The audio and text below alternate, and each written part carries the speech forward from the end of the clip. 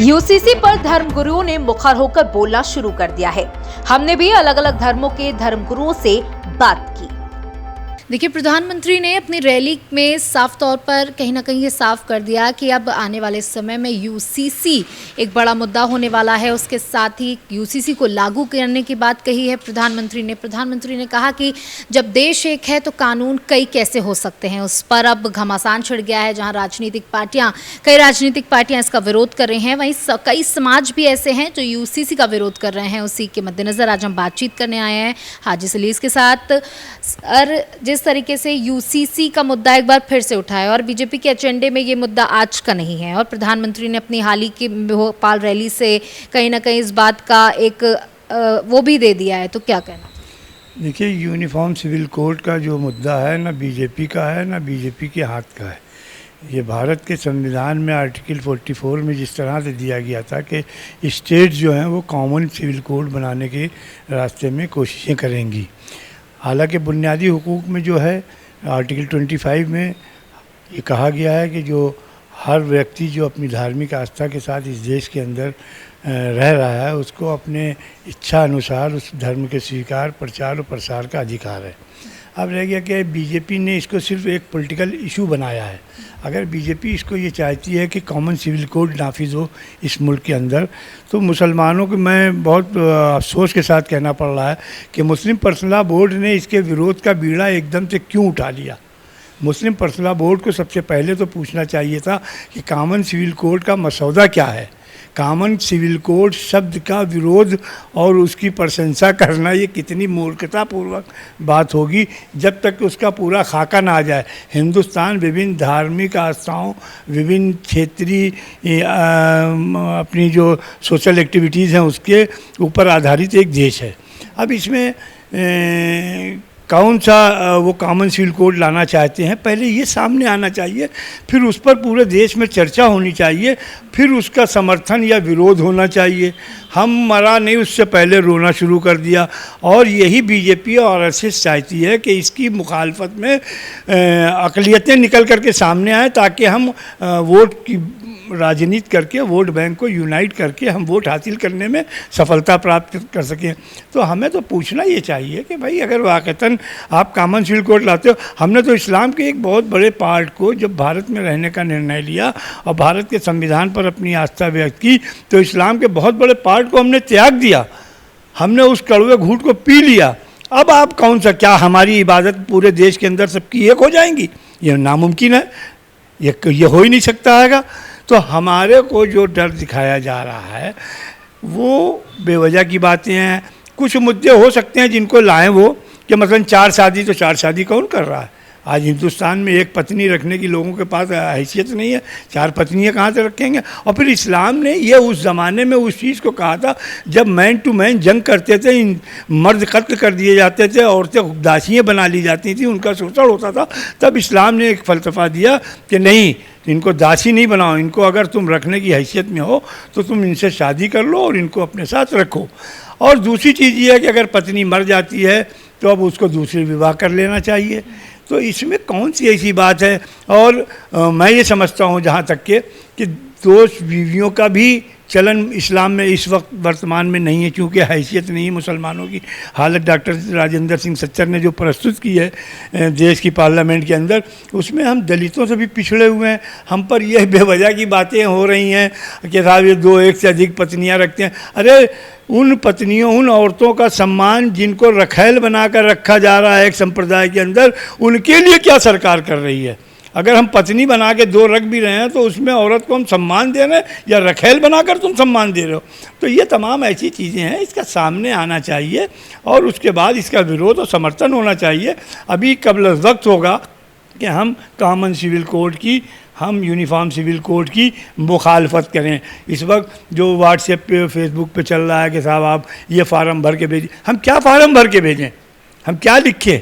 किस चीज़ की हिमायत करें, किसकी मुखालफत करें? सिर्फ इसलिए कि साहब इस मुद्दे को इस वक्त बीजेपी उठा करके राजनीतिक स्वार्थ हासिल कर रहा है, हम उसके उस स्वार्थ में आग में घी डालने का काम करें।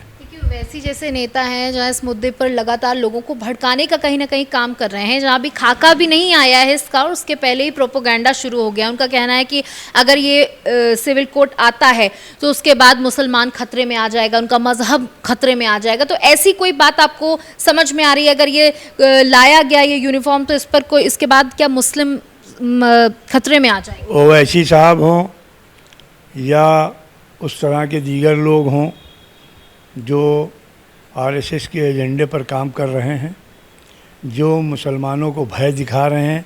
अरे इस कौम को क्या भय दिखाओगे जो मरने में सफलता प्राप्त करती हो, जिसके यहाँ शहादत का एक कॉन्सेप्ट हो। अरे जब तक कि हम बर्दाश्त कर रहे हैं जुल्म, तब तक बर्दाश्त कर रहे हैं, लेकिन जिस दिन जुल्म के ख़िलाफ़ हमने कलाई मोड़ना शुरू कर दी, उस दिन सबको होश ठिकाने आ जाएंगे। खुदा से दुआ है कि वो दिन ना आए कि हिंदुस्तान का मुसलमान अपनी सुरक्षा के लिए मैदान अमल में कूद पड़े। ज़्यादा मुसलमान डरता वरता नहीं है किसी से, जिसको मौत का खौफ नहीं है, जिनके यहाँ ये कॉन्सेप्ट हो पैदाइशी कि मरने के बाद तुम्हारी सफलता है, तुम शहीद हो, शहीद जो है उसका कोई हिसाब नहीं होना है। तो हमारी सारी धार्मिक आस्था इस पर टिकी हुई है। और ये जो ओवैसी साहब और फलाने साहब जो कर रहे हैं, ये राजनीति का फ़ायदा पहुंचाने के लिए। क्या हिंदुस्तान में हिंदू और मुसलमानों को बांट करके अमन कायम किया जा सकता है? नामुमकिन है। बाबा साहब भीमराव ने जो संविधान दिया है, उस संविधान के अनुसार इस देश को चलाओ।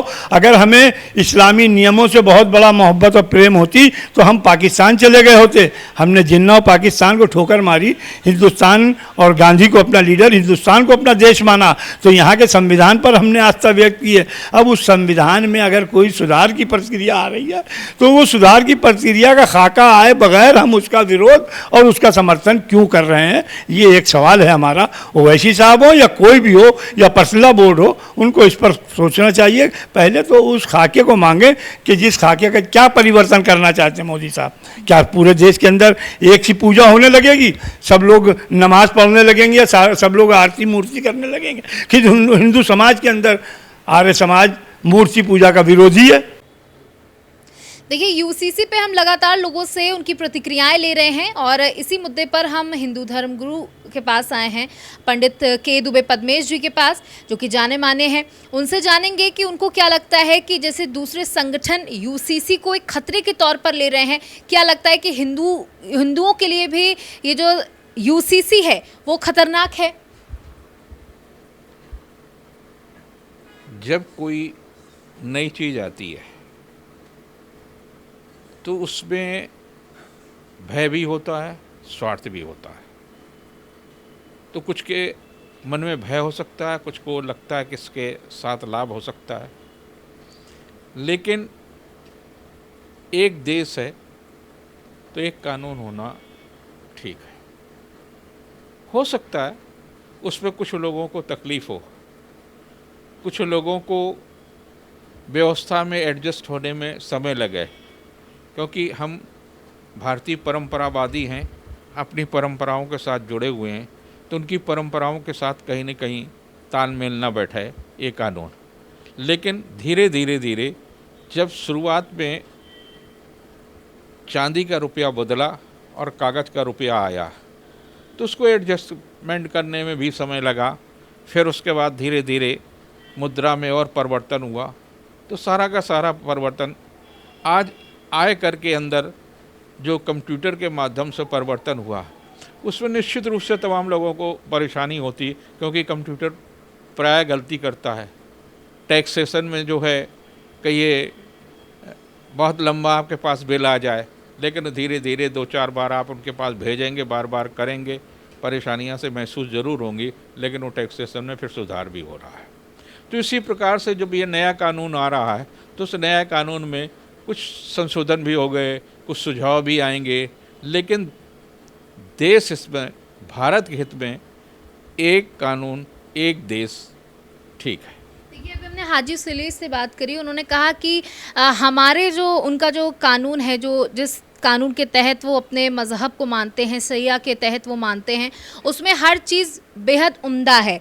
उनका कहना था कि हमारे ही जो मज़हब है उसने हिंदुओं को ये आज़ादी दी, हिंदू महिलाओं को ये आज़ादी दी कि वो किसी भी क्रूरतावादी जो अगर शादी में है तो उससे तलाक के माध्यम से मुक्त हो सकती हैं। तो उन्होंने कहा कि इस जो कानून की हमें कोई ज़्यादा ज़रूरत नहीं है महिलाओं और बच्चों के लिए।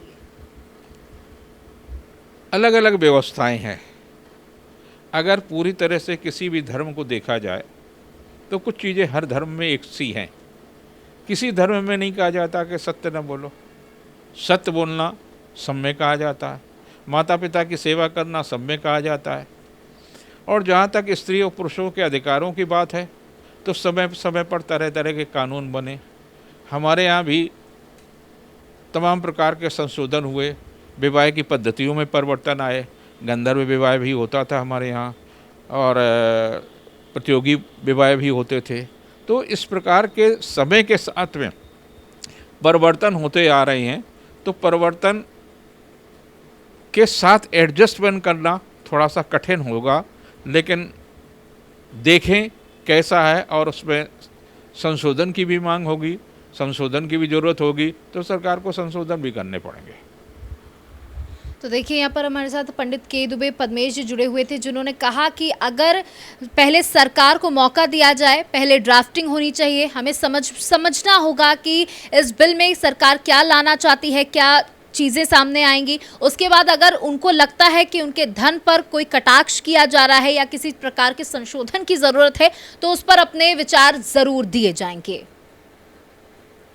जिस देश में हर किलोमीटर पर वाड़ियाँ बदलती हैं और थोड़ा और बढ़ते हैं तो पानी बदल जाता है, उस देश में अब बीजेपी एक देश एक कानून लाने की बात कर रही है। उस पर अभी जब सिर्फ ये ऐलान किया गया है और मतभेद होना शुरू हो गए हैं, क्योंकि कहा जाता है कि ना जब एक परिवार में कई लोग होते हैं तो बर्तन ज़रूर खटकते हैं। तो उसी तरीके से ये देश है, इसमें भिन्न भिन्न प्रकार के लोग रहते हैं, हिंदू, मुस्लिम, सिख, ईसाई, बौद्ध, जैन, बहुत सारे धर्म हैं और सबकी एक अपनी अपनी सीमाएं हैं, अपने अपने विचार हैं, अपनी अपनी धार्मिक उनकी चीज़ें हैं जिसको वो अपने अलग अलग तरीक़ों से करते हैं। लेकिन अब सरकार चाह रही है कि हर चीज़ एक लॉ के अंडर हो, यानी यूसीसी, यूनिफॉर्म सिविल कोड। लेकिन अब कई लोग हैं इसको ठीक मान रहे हैं, कई लोगों का कहना है कि हमें कुछ हिस्सों में निजता मिलनी चाहिए। तो इसी के मद्देनज़र आज हम चर्च में मौजूद हैं, फादर हमारे साथ मौजूद हैं। वो क्या क्रिश्चियन समाज, ईसाई समाज क्या सोच रहा है यूसीसी को लेकर, उस पर हम उनसे बात करेंगे। क्या कहना चाहते हैं? देखिए, जो यूनिफॉर्म सिविल कोड है, इसमें सबसे पहले तो सरकार की जो मंशा है वो स्पष्ट होनी चाहिए। अभी तक जो मसौदा है जो उन्होंने तैयार किया है वो पूरी रीति से स्पष्ट नहीं है, अभी सबके सामने लाया नहीं गया है। जिस दिन लाया जाएगा, हम तो कहते हैं ज़रूर है कि जिस देश में हम रहते हैं उसमें एक ही कानून होना चाहिए, बट वो कानून कई बार सरकार के क्रिश्चियंस के लिए अलग है, मुस्लिम्स के लिए अलग है, जो हिंदू समाज के लिए लोग हैं उनके लिए अलग है। पहले तो सरकार को समानता की जो बातें कर रही है उसमें समानता उन्हें लाना चाहिए। जो कानून जो बना रहे हैं उसमें समानता लाना चाहिए।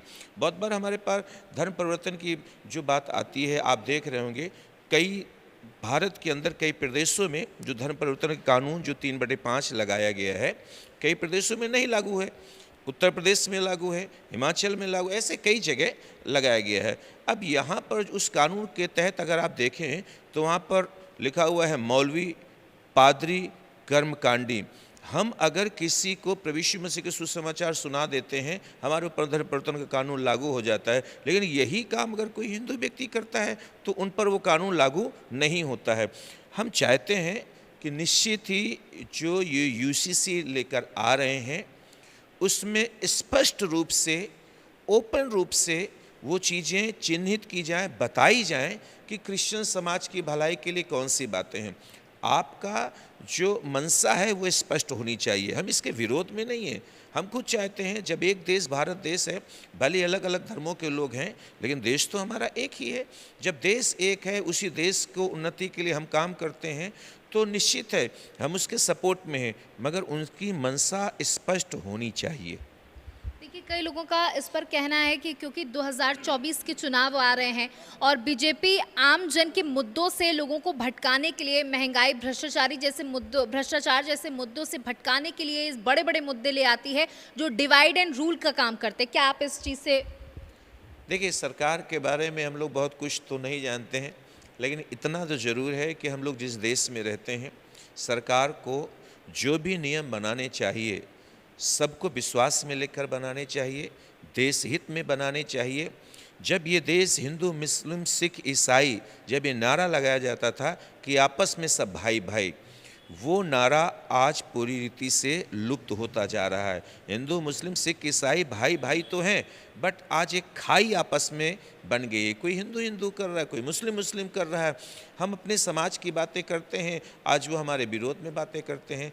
जब ये जो खाई बढ़ गई है, इस खाई को पाटने के लिए सरकार को ज़रूरी आवश्यक कदम उठाने चाहिए, ताकि ये देश जो गंगा जमनी तहजीब का है वो कायम रह सके। चुनाव आते हैं, आगे भी आएंगे, फिर से चुनाव लोग लड़ेंगे, लेकिन हम और आप तो एक ही रहना चाहिए, समाज में बंटवारा नहीं करना चाहिए।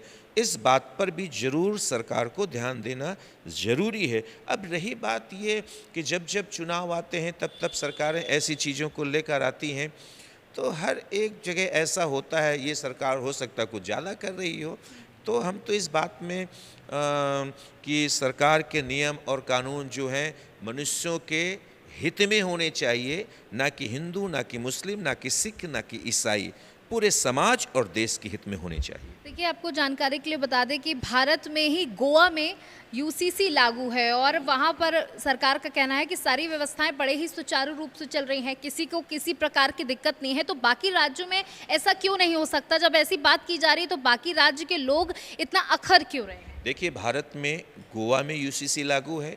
भारत में एक और राज्य है मणिपुर। राज्य तो भारत के अंदर ही है, लेकिन मणिपुर के हालात आप देख लीजिए। गोवा में यूसीसी लागू है, सब कुछ अच्छा है।